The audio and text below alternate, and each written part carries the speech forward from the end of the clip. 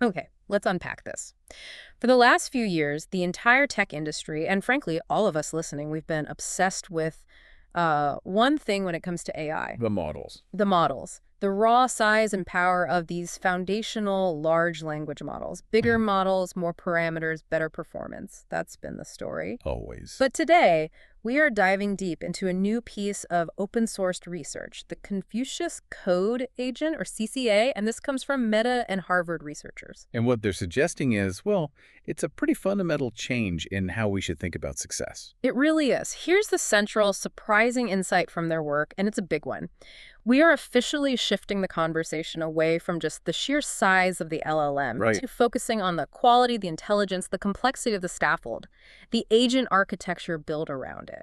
I like the analogy of the car. Mm, The LLM is the engine, sure, but the scaffold is everything else. It's the chassis, the transmission, the navigation system. exactly. So the core question we need to answer in this deep dive is this: how far can a perfectly capable, a mid-sized language model actually go if the real innovation moves out of the model and into that sophisticated agent scaffold and its tool stack?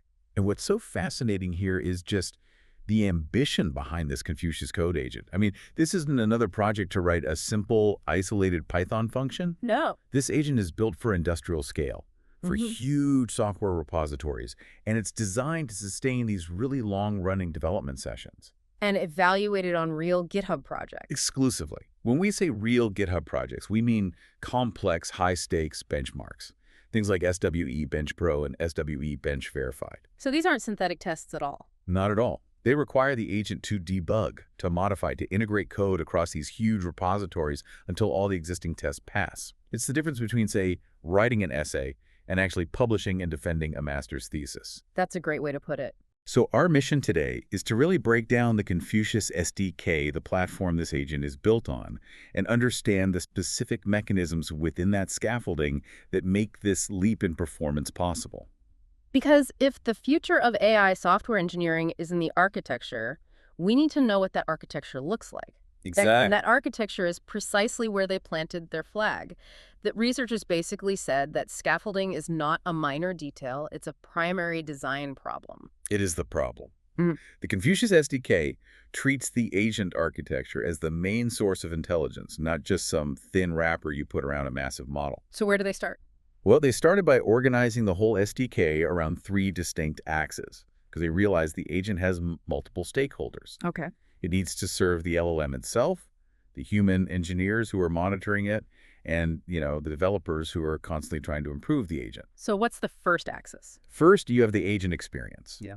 This controls the internal world for the language model. It determines exactly what the model sees. Like its perception of the world. Precisely. The context layout, the working memory, how tool results are cleaned up and summarized and presented back to it for the next logical step. It's all about optimizing the input to get the highest quality reasoning out. Okay, that makes sense. Agent experience. What's number two? Then you have the user experience. For the human in the loop. Yes, and this is crucial because it's all about the human engineer. I mean, if you've ever tried to debug a black box AI that just spits out code with no explanation, you know the pain. Oh, I know the pain. Right. So this axis provides readable execution traces, clear code diffs, and essential safeguards. It makes the agent's work transparent. You can actually learn from what the AI is doing, not just use its output. And the third axis? The third is the developer experience. This is for the people building the agent itself. It's all about observability, configuration, and, most importantly, debugging the agent's internal decision-making process. So you can see why it made a mistake. Exactly. If the agent makes a wrong turn, the developer needs to see why the LLM chose that specific tool or rejected a certain patch. If you can't debug the scaffold, you can't improve it. That structural rigor is an incredible starting point. But, structure is just design. How did they actually put the dynamic intelligence into this scaffold? Right. And that brings us to the three core mechanisms that drive its performance. They basically design three engines for complexity. Okay, what are they? The unified orchestrator with hierarchical working memory, a persistent note-taking system, and a modular interface for tools. So to understand why those are so revolutionary, we first need to define the problem they're solving. We do. And it's what researchers call the long horizon problem. Okay. See, traditional LLM agents really struggle with real software tasks, because they require reasoning over dozens of files and executing these long, complex sequences of interactions. Right. If you're tracking a bug, you might have to edit 5 files, run 2 different tests, then update the documentation. And that trajectory can easily be 50 or 60 interaction steps. Which quickly exceeds the context window of even the largest models out there. It's like trying to remember the plot of a 10-season TV show, but your memory only goes back about 3 minutes. That's a perfect analogy. The agent forgets what it did in step 5 by the time it gets to step 30. And the old methods, the simple sliding window of messages, they just fail. They completely fail to maintain the state you need for industrial-scale coding.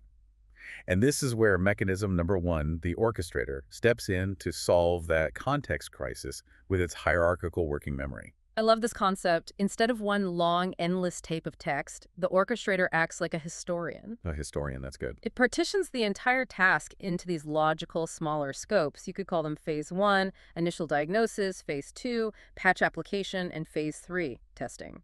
And for each step within those scopes, it summarizes past actions and keeps that context compressed. It holds on to the critical things, like the exact error log from a failed test or a key design decision. Without dumping all the raw tokens into the next prompt? Exactly.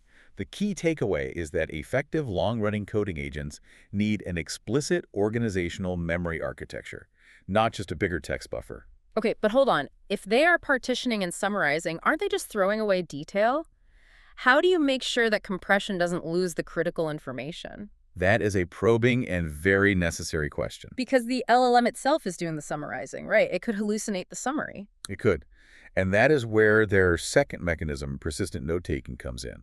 This is truly next-level stuff. Okay. They use a dedicated agent, a second LLM whose only job is to watch the entire execution trace and write highly structured Markdown notes. So these aren't just compressed logs. Far from it. They function as cross-session, long-term memory. They capture high-level insights, strategies that worked, conventions in the repository like file structures, and common failure modes to avoid in the future. They're essentially creating an institutional knowledge base for the agent. Yes.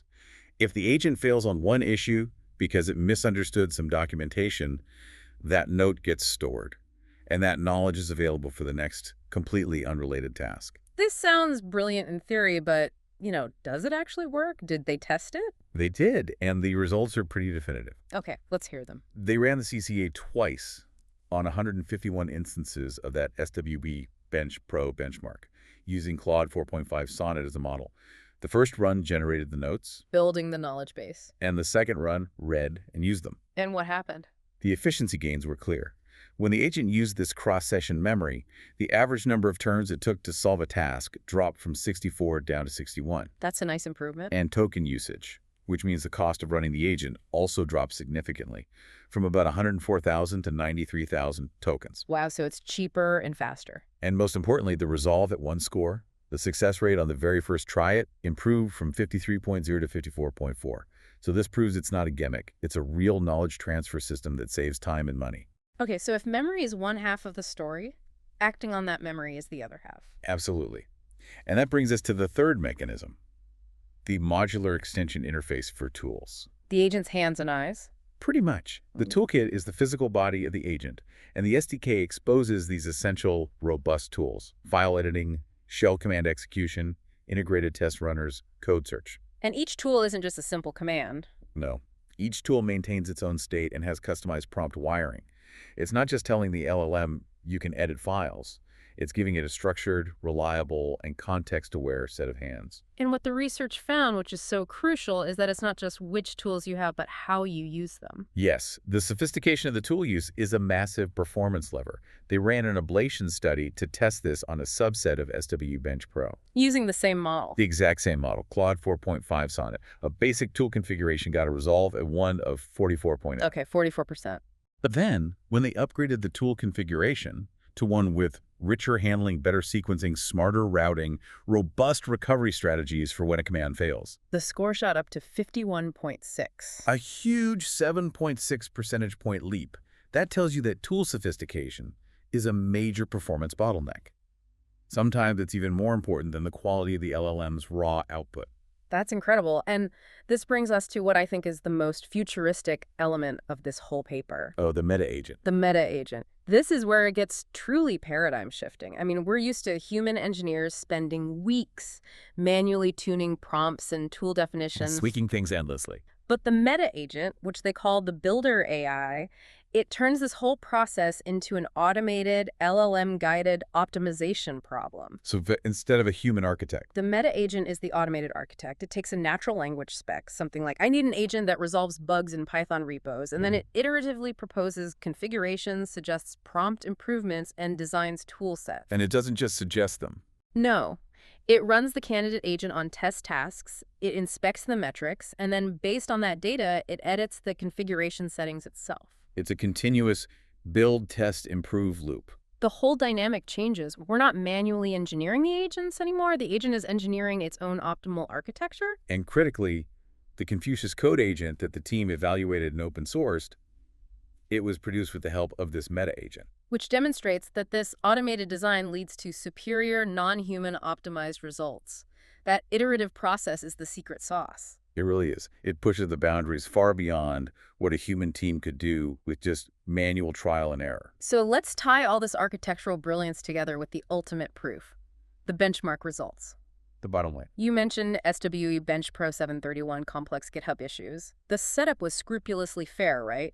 All systems use the same environment. The exact same repos, environment, and evaluation harness. Yep. So any performance difference is purely down to the model and, crucially, the scaffold it's running on. Okay, so here is the core data nugget. This is the one comparison that proves the supremacy of scaffolding over raw model power. This is the big one. They put their sophisticated scaffold, the Confucius Code Agent, on a mid-tier model, Claude 4.5 Sonnet. And that combination. That strong scaffold with the mid-tier model achieved a resolve at one score of 52.7. Meaning they solved the problem perfectly on the first try over half the time. That is the gold standard. Now contrast that with a much stronger top-tier model, Claude 4.5 Opus, running on a simpler, different scaffold. Just a standard off-the-shelf type of agent architecture. That Opus plus simple scaffold combination scored 52.0. Let that sink in. Did you catch that? The strong scaffold with the mid-tier model outperformed the stronger model with the simpler scaffold. That is definitive proof. Architectural quality, the memory, the tools, the orchestration, it can absolutely outweigh raw LLM size and power in these complex, long-horizon tasks. And the stability was there too. It was. They reported exceptional resilience. For simple tasks editing, just 1 or 2 files, CCA got a 57.8 resolve at 1. But even for tasks that needed more than 10 files changed, it maintained a robust 44.4. It performs well across the entire spectrum of complexity. And just to wrap up the data, on the even harder SWE bench verified benchmark, CCA with Claude 4 Sonnet reached 74.6. Which was significantly ahead of competitors like SWE Agent, which scored 66.6. Yeah. That gap is the architecture. It is. So let's zoom out for a second. If you only remember 4 things from this deep dive, make it these. Okay, the key takeaways. Number 1, scaffolding is the new horsepower. The architectural design matters more than just the raw parameter count of the LLM, especially for these hard tasks. Couldn't agree more. Number 2, hierarchical working memory is non-negotiable for long horizon coding. Simple context windows are not enough. You need structured, indexed, compressed memory. It's a must-have. Number 3, persistent nodes function as highly effective cross-session memory. Using a dedicated note-taking agent reduces turns, saves tokens, and improves your success rate. It's learning from experience. And number 4, the sophistication of your tool use materially impacts success rates. Getting the tool sequencing and recovery right is a performance lever that's almost as important as swapping in a better LLM. The Confucius Code Agent really reinforces this idea that the future of AI software engineering isn't a single giant model. It's a highly sophisticated, multi-layered architecture. Focused on memory, tools, and the interaction between the LLM and its environment. The innovation has definitively migrated to the agent layer. Absolutely. We're witnessing intelligence amplification through elegant design. Which leaves us with a provocative thought for you to consider as we wrap up. Let's hear it. If an AI can now automate its own design and tuning, iteratively proposing configurations, running tests, and editing its own settings through this build, test, improve loop with the meta agent, What does that imply for the future role of the human agent engineer? Are we moving from manually engineering these agents? To simply managing the environment in which automated agents engineer themselves. Food for thought indeed.